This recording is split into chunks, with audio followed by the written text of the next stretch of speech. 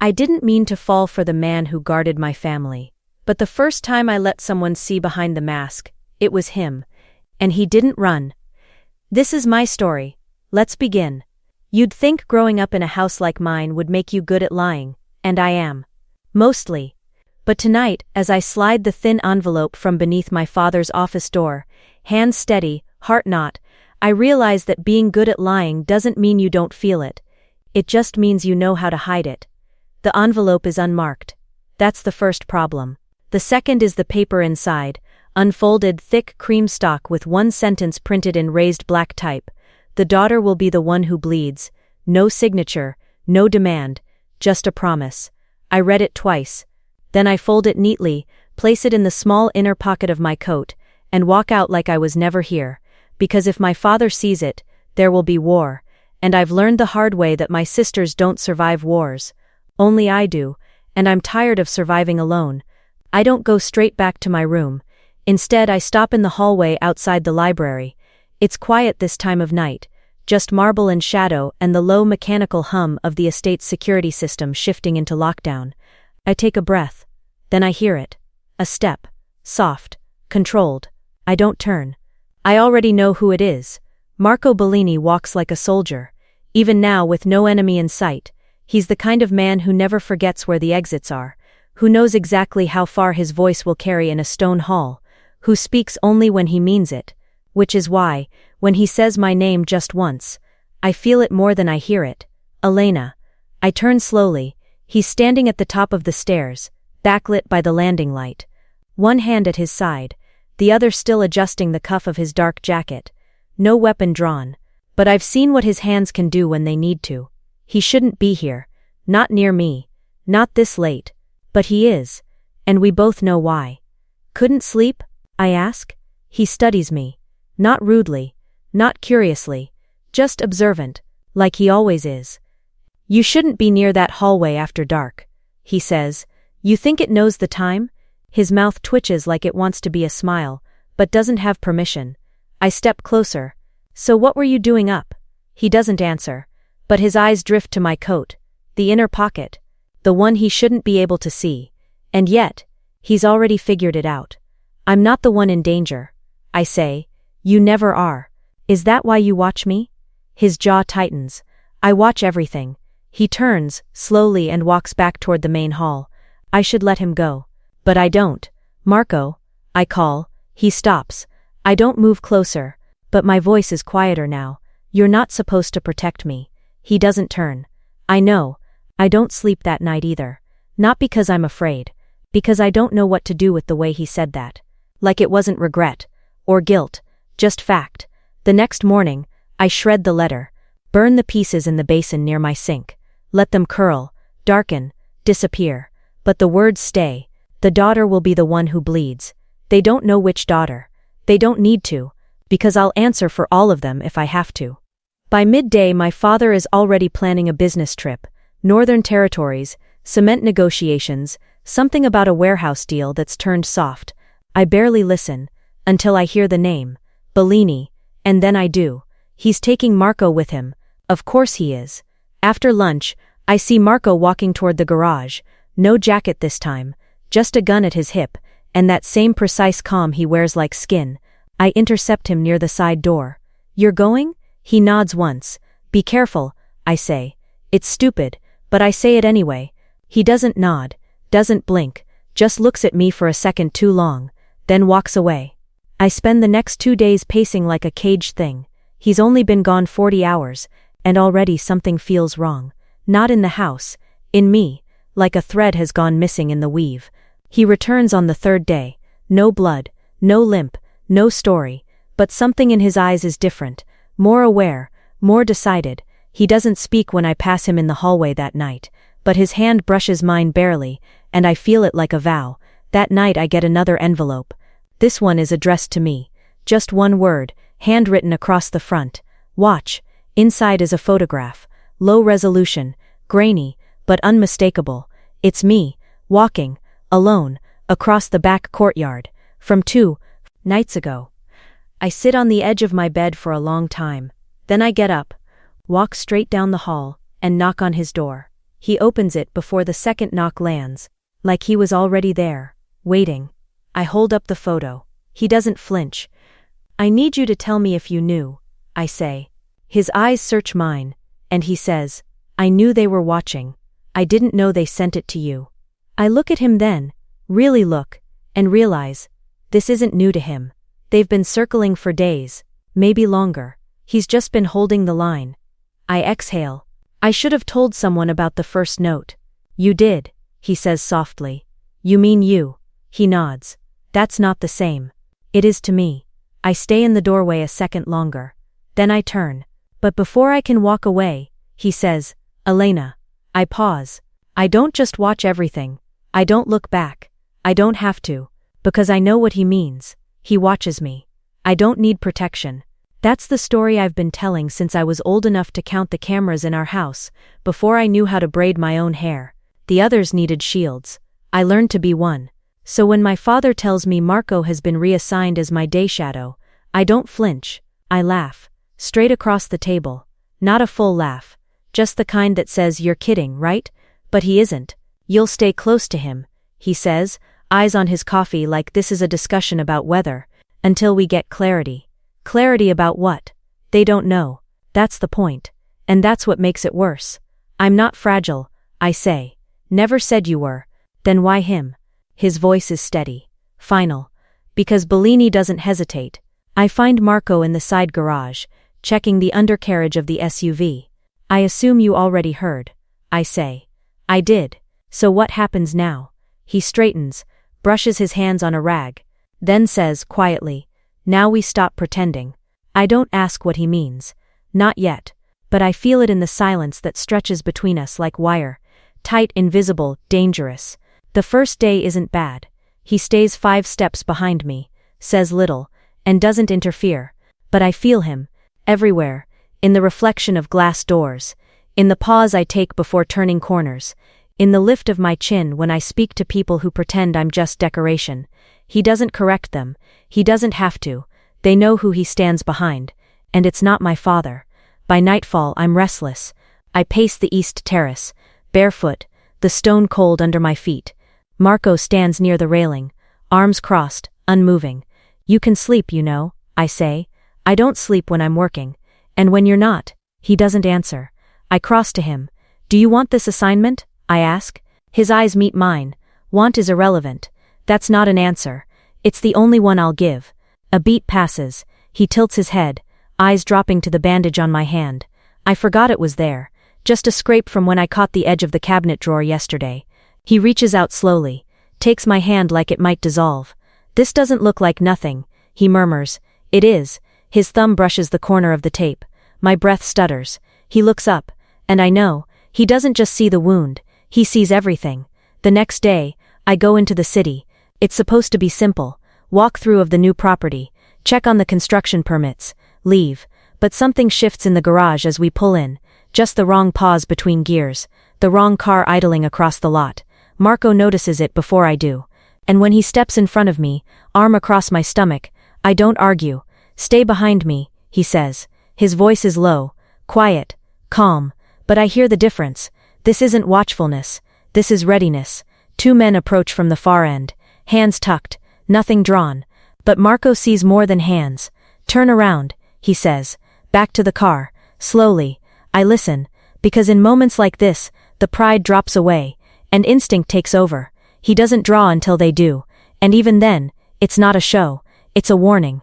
I hear the click of the safety before I see it. And just like that, they scatter. No shots. No words. Just the understanding that this man will not miss. And will not stop. Back in the car, I exhale shakily. He drives. Doesn't speak. But his hand drifts to the center console. And rests near mine. Not touching. Just there. If I need it. That night I knock on his door. He opens it like he knew I'd come. You shouldn't keep doing this, I say. Doing what? Putting yourself in front of me. He leans against the doorframe. I don't think about it. Maybe you should. I'd rather react than regret. I stare at him. Too long. His hand is on the edge of the door now. His shirt sleeves rolled up. Collar open. No armor. And it hits me. This man is never unguarded. Except with me. You still think this is temporary, I ask. He doesn't move, but his voice drops.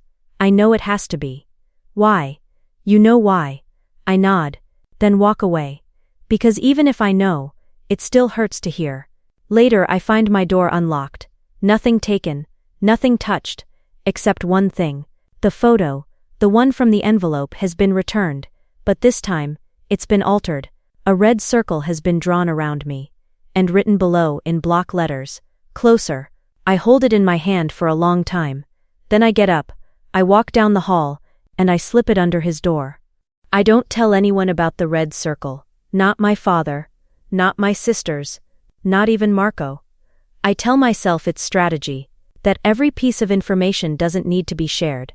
But the truth is simpler than that. If I say it out loud, it becomes real. And once it's real, I have to admit I'm not as untouchable as I pretend. The house shifts after that. Subtle changes, small ones, extra guards, longer routes, fewer windows left open at night. Marco doesn't say anything about it, but I know he's the reason. He's always 2 steps ahead of the adjustments. Already compensating, already calculating, already carrying something I didn't ask him to carry. We don't argue as much, not because the tension is gone, because it's changed shape. Now it lives in the quiet between us. The first time I break is in the archive room. It's underground, cool, lined with old ledgers and locked cabinets that smell like dust and ink and history no one admits out loud. I come here when I need to think, or when I need to stop thinking. Marco follows me in without comment. The door shuts behind us with a soft click that echoes too loudly in the stillness. "You don't have to stand," I say. I know, but he does anyway, back against the wall, arms crossed, watching the single exit like it might turn hostile. I drop into the chair at the central table and rub my temples. I don't remember the last time I didn't feel on, I say. He doesn't interrupt.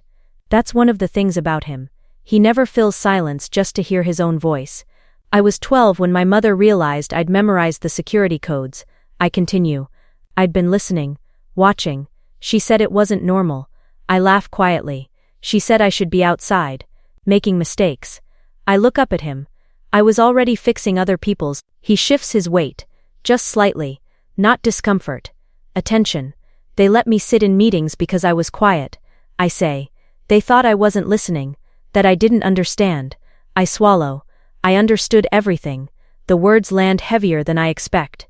I didn't plan to say this much, but now that I've started, it's like something inside me has finally found a crack. They don't see me as fragile, I add. They see me as useful. Marco's jaw tightens. Not anger, something deeper.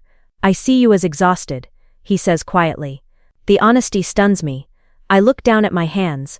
I don't get to be tired, I say. If I slow down, something slips, someone gets hurt. You're not responsible for every outcome. I am if I could have stopped it. He pushes off the wall then, just one step closer. Not enough to crowd me, enough to be felt. Who taught you that? He asks. I don't answer right away, because the answer is everyone. But I say, I did. The silence stretches, not awkward, heavy. I don't know how to turn it off. I admit, the watching, the calculating, the constant readiness. I finally meet his eyes, and I don't know who I am when I'm not doing it. For the first time since I've known him, Marco doesn't respond immediately. When he does, his voice is low. Then maybe that's not who you are. The words hit me harder than any threat ever has. I shake my head. You don't know that. I know you choose responsibility even when no one asks you to. He gestures slightly toward me. You choose to stand where others don't want to. My throat tightens. You think that's strength. I think it's lonely. Something inside me gives way. I stand abruptly and turn away, pacing once around the table. This is why you're not supposed to know me like this, I mutter. He doesn't move. That's not the rule, he says. I spin back toward him.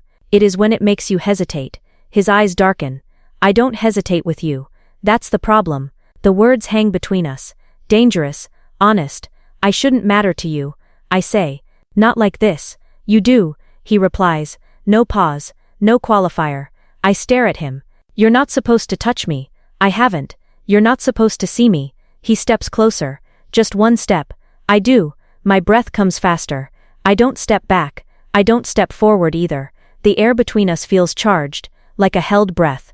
I don't want to be the reason you break protocol, I whisper. His voice drops. You're the reason I understand it. We stand there, close enough now that I can feel the warmth of him, the steadiness, not pressing, just present. I could lean in. I don't. Instead, I say the thing I've never said to anyone. I'm scared, I admit. His expression softens. Just barely. Of what? That one day I'll stop holding everything together, and there won't be anything left underneath. He doesn't reach for me, doesn't touch me, but his voice wraps around the fear like something solid. There's more to you than the weight you carry. I swallow. You sound sure. I am. Something shifts then.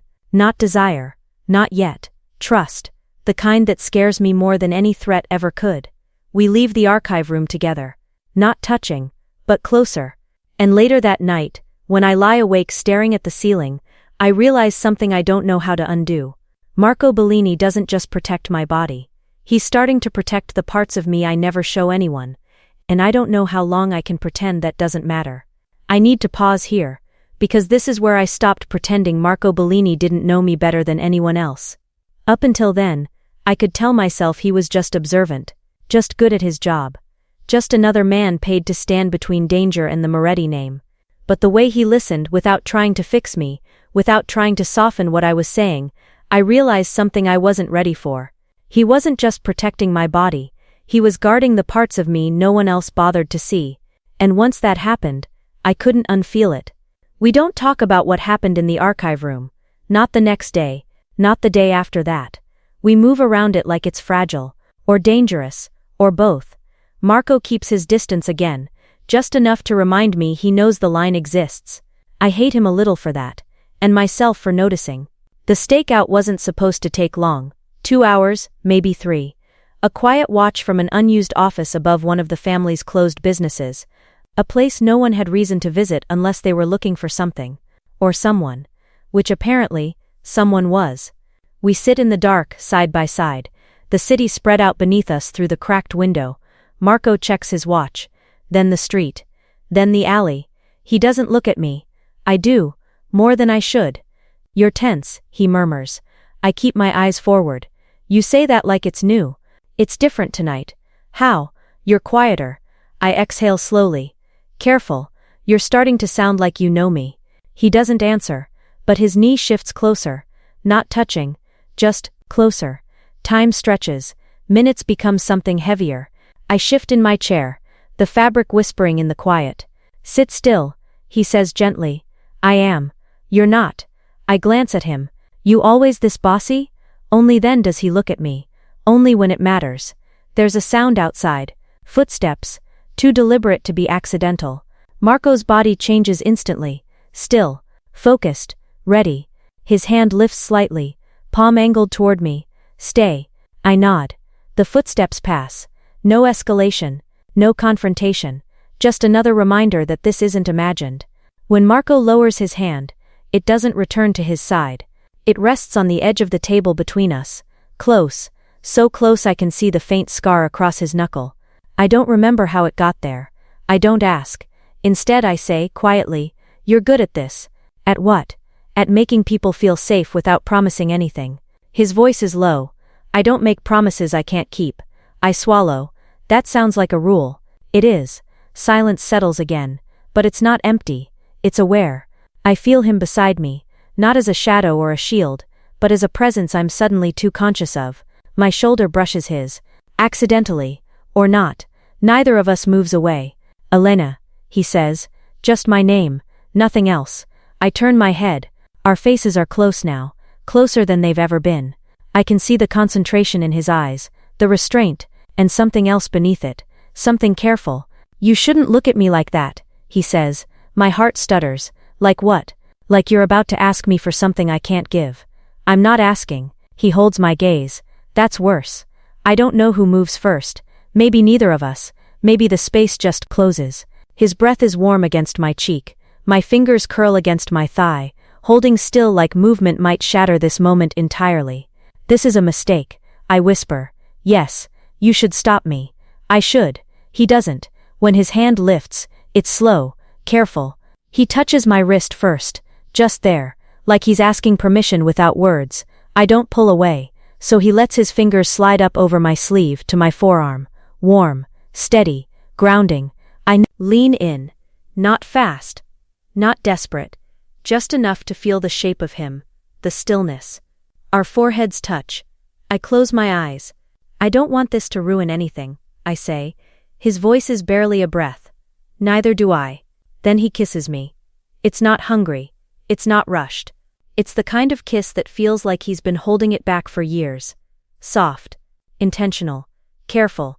His mouth moves against mine like he's memorizing something fragile. I exhale into him, my hands lifting without thinking, one resting lightly at his side.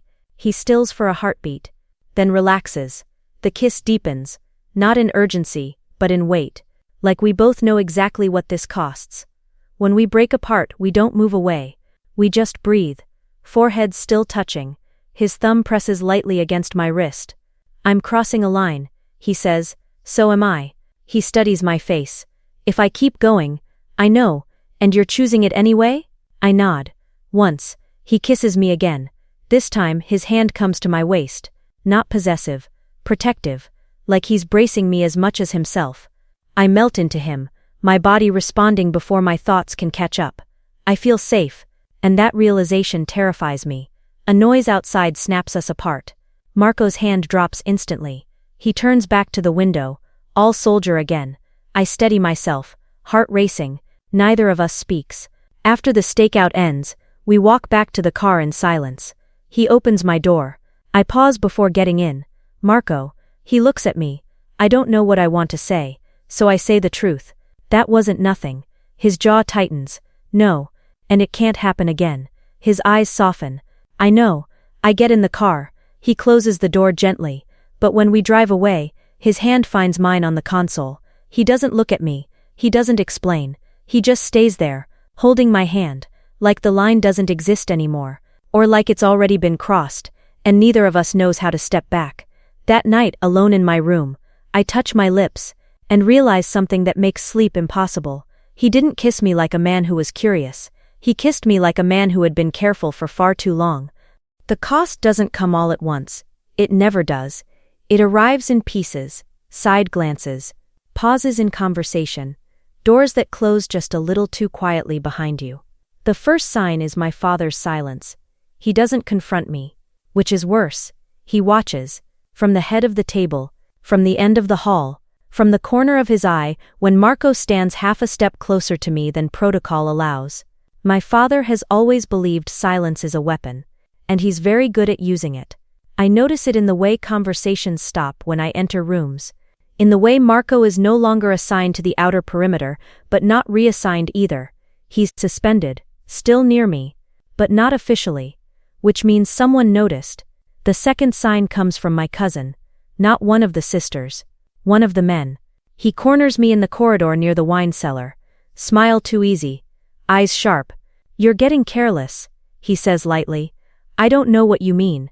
He glances past me, where Marco stands at the far end of the hall, pretending not to listen.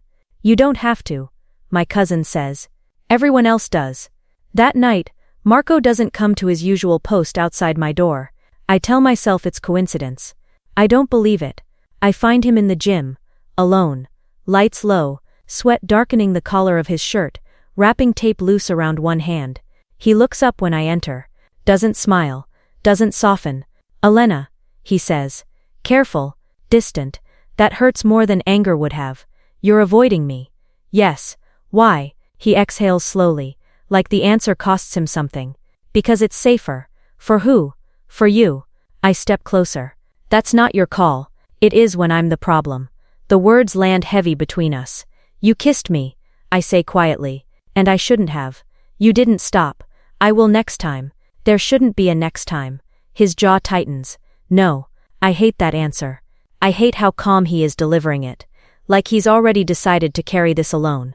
Like he thinks that's protection. You think distance fixes this? I ask. I think it keeps you alive. You think they'll stop because you step back. They'll stop looking at you like leverage. I laugh then. Sharp, unkind.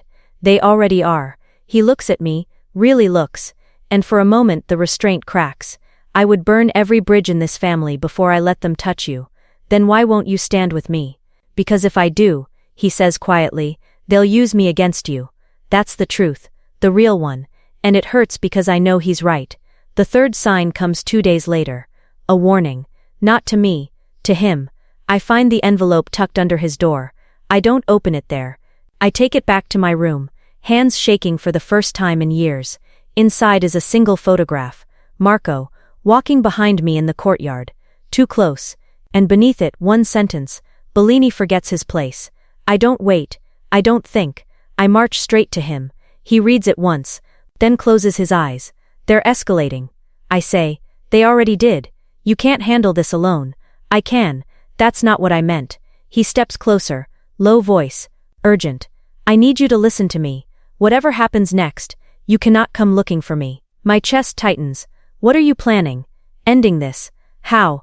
By reminding them who I am. Fear slides cold down my spine. Marco, he reaches out, stops himself, hands curling at his sides like restraint is the only thing holding him together. I don't regret touching you, he says, but I won't let it cost you your life. And what about yours? He meets my eyes. Mine was never the priority. That's when I understand. This isn't about rules, it's about sacrifice, and he's already chosen to make it alone. That night, I lie awake staring at the ceiling. I think about everything I've carried, every line I've held, every moment I stepped forward, so someone else didn't have to, and I realize something dangerous. I don't want him to be noble. I want him to stay. I get dressed. No guards, no driver, just me, and the choice I've been avoiding. His apartment is on the edge of the district, above a mechanic's garage, that's technically still under the family's umbrella, but far enough from the estate to feel like its own world. He never invited me here, but I remember the address. I remember everything he says without saying. It's after midnight when I arrive. I don't knock, I just wait, and he opens the door like he's been standing there all night. Elena, his voice is low, frayed, disbelieving. I don't speak. I step past him. He closes the door behind me, slowly, carefully, like anything louder might break whatever this is. When I turn to face him, the look in his eyes steals the breath from my lungs. Not because it's full of want, because it's full of restraint. He wants me here, but he's terrified of what it means. You shouldn't be here, he says. I'm not asking for permission. He runs a hand over his jaw. Your father will still think I'm someone he gets to protect without listening. Elena, I step forward. No, you don't get to decide this for me. Not anymore. His hands clench. I lower my voice. You told me you'd burn every bridge to keep me safe. He meets my eyes. I meant it. Then start here. Start with me. The silence between us shifts. His breathing deepens. Not from arousal yet. From something deeper. From fear. From loyalty. From every instinct he's about to betray. For me. I close the distance slowly. I reach for his hand. He doesn't move, doesn't flinch, doesn't react.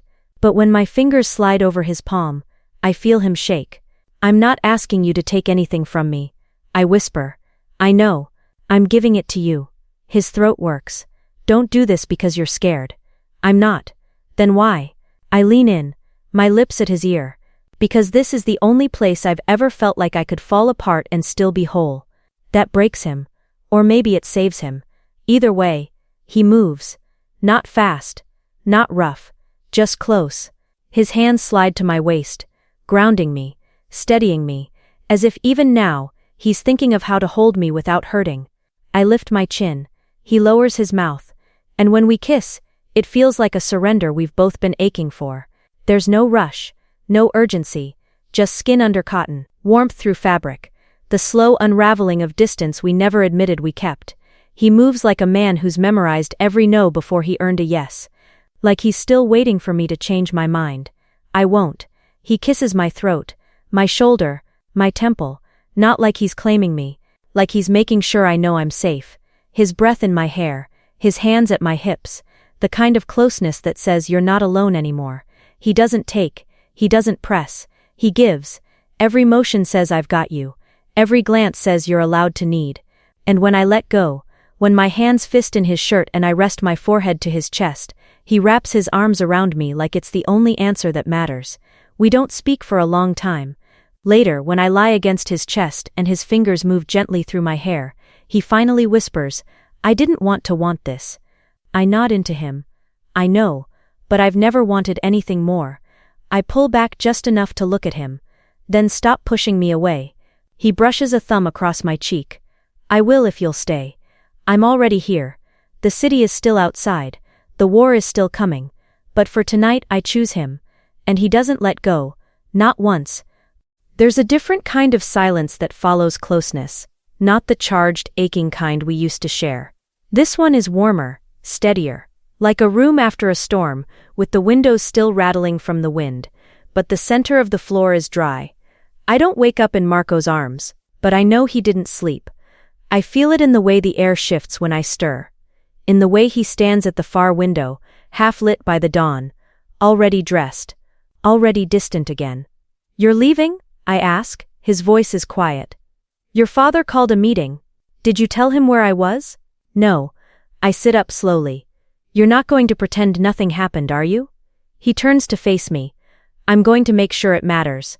I don't know what that means. Not until 3 hours later. The meeting is in the atrium. Mid-morning. Low sun through high windows. Half the family gathered around the long table like they're here for something routine. But the tension says otherwise. My father is at the head of the table. My cousin Lorenzo is to his left. And Marco stands, not beside the table, in front of it. No one speaks, until my father leans back, folds his hands and says, "You have something to declare?" Marco's voice is steady. "I do." He looks at me, not just a glance, a choice. Then he says, "Elena Moretti is no longer under family protection." The room shifts. Someone inhales too sharply. Someone else murmurs under their breath. My father doesn't move, but his voice hardens. And why is that? Marco doesn't look away. Because she's under mine. The silence after that is brutal, like the breath has been pulled from the walls. Lorenzo speaks first. "This isn't your place, Bellini. I just made it mine. You think you can stand alone against this family?" "If it comes to that," Marco says quietly, "yes, I should be afraid." Instead I stand, slowly, deliberately, and walk across the room. To him, I don't take his hand, but I don't leave his side. "She's not property," Marco says, "not leverage, not collateral." "And you?" my father asks, calm and lethal. "What are you then?" Marco doesn't hesitate.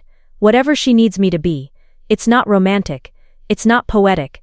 It's truth, spoken like a shield, and it silences the room again.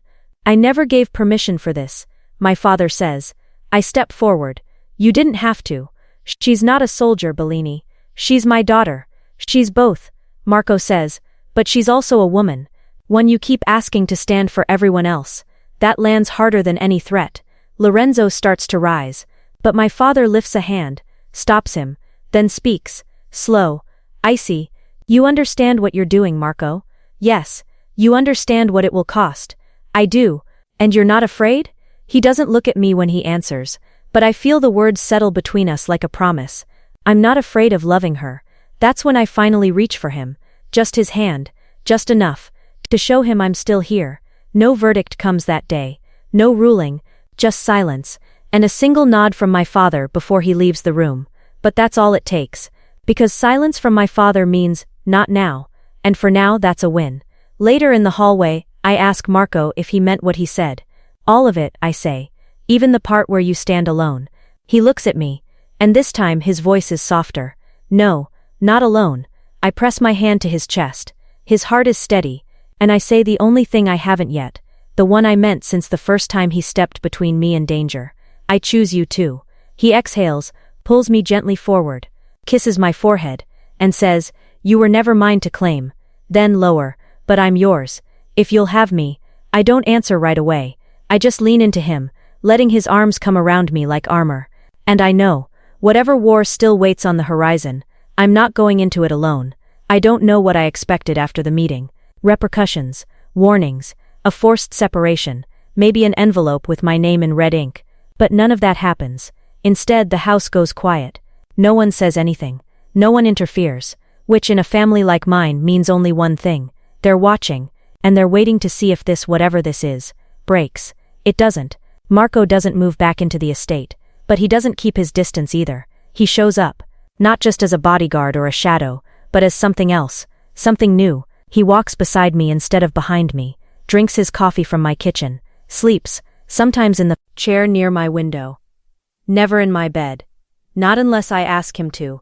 He's still careful, but not hidden. We don't call it love. Not out loud. But he watches me with the kind of quiet attention that only belongs to someone who already knows they'll bleed for you if they have to. And that's enough. For now. I go back to work. Back to the archive room. The property reports. The contracts my father still lets me analyze because he knows I'll see what his men miss. But everything feels different now. Because I'm not alone. My sisters notice. Lucia, of course, is the first to say something. Always the first. She corners me outside the garden gate, arms crossed, curiosity blooming on her face. Is it true? She asks. About Marco? I don't answer right away. Because it's still fragile, still too sacred to say aloud like it's just gossip. But eventually, I nod. Lucia smiles. Not with surprise. With relief. Good, she says. He sees you. Sophia finds me next. No questions. Just a glance that says she knows.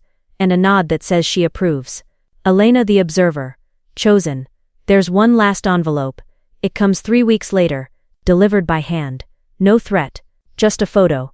Me and Marco, sitting in the courtyard, his hand resting on the small of my back, and written beneath it.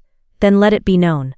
I show it to Marco. He reads it once, folds it in half, and burns it without a word. This is them letting go, I say. He watches the flame. This is them watching to see if we fail. Do you think we will? His arm slides around my waist. No, we go to the safe house the next day. Not because we're in danger, but because we need space that isn't owned by anyone else. It's a single-story house tucked behind the vineyards. Sun-warmed walls, heavy shutters, silence so deep it feels like breath. He brings only a single bag. I bring 2 books and 1 blanket. I won't sleep without. The rest we figure out together. That night, I sit on the back steps. The stars are heavy above us. The kind of sky that makes you feel small, but not alone. Marco sits beside me. Not touching, not pressing, just near. He always waits until I speak first. So I do. I used to think love was a weakness. He doesn't flinch. I thought it made you vulnerable, reckless. You're not wrong, he says. I glance at him.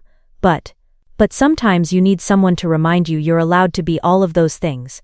And still be safe. I lean into him. His arm comes around me instantly. Like he's always been waiting for this. Do you think they'll ever truly approve of us? I ask. I don't care. You should. I only care about whether you do.